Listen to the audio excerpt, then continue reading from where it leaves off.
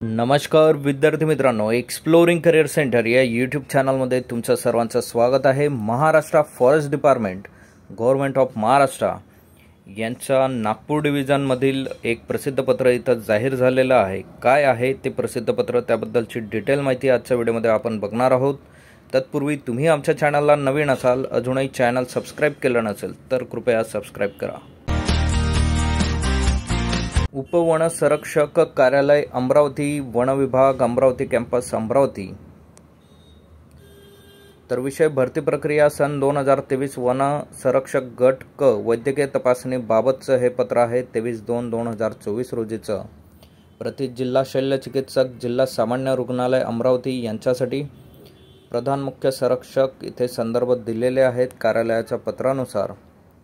तर उपरोक्त संदर्भीय जाहिरात व संदर्भीय पत्रान्वये वन विभागातील सरळ सेवा वनरक्षक पदभरती सन 2023 मध्ये उमेदवारांचे गुणांची गुणवत्ता आणि सामाजिक समांतर आरक्षण विचारात घेऊन निवड यादी प्रतीक्षा यादी प्रसिद्ध करण्यात आलेली आहे। सदर यादीतील खालील उमेदवार यांना वन संरक्षक पदांवर नियुक्ती देण्यापूर्वी ते शासकीय सेवा करण्यास वैद्यकीयदृष्ट्या सक्षम आहेत किंवा कसे याबाबत वैद्यकीय तपासणी करणे आवश्यक असल्याने सदर उमेदवारांना वैद्यकीय तपासणीकरिता आपणाकडे पाठवण्यात येत आहे। वैद्यकीय तपासणी अंती पात्र ठरलेल्या उमेदवारांना नियुक्ती आदेश निर्गमित करणे बाबत माननीय मुख्य वनसंरक्षक वनबल प्रमुख महाराष्ट्र राज्य नागपूर यांच्याकडे निर्देश प्राप्त झाले आहेत। सबब खालील उमेदवारांची महाराष्ट्र नागरी सेवेच्या सर्वसाधारण अटी व शर्ती नियम 1981 मधील प्रकरण 3 मधील परिशिष्ट 3 मध्ये नमूद केल्यानुसार वैद्यकीय तपासणी करून वैद्यकीय प्रमाणपत्र या कार्यालयास पाठविण्यास यावे अशी विनंती इथं करण्यात आलेली आहे। सदाशिव बालाजी गुंडे, त्यानंतर निलेश बालाजी जाधव,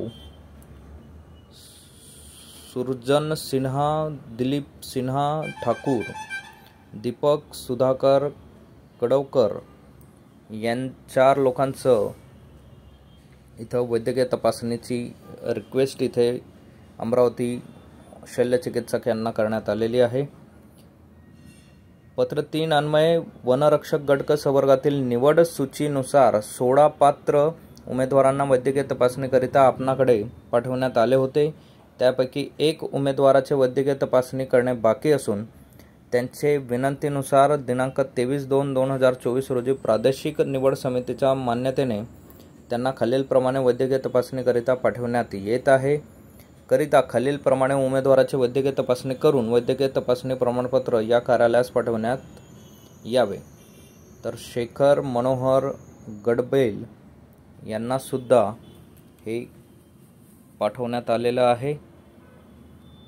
सो असेच नवनवीन आणि अपडेटेड व्हिडिओ मिळवण्यासाठी आमच्या चॅनलला सबस्क्राइब करा, व्हिडिओला लाईक करा आणि योग्य त्या विद्यार्थ्यांपर्यंत ही माहिती पोहोचवा।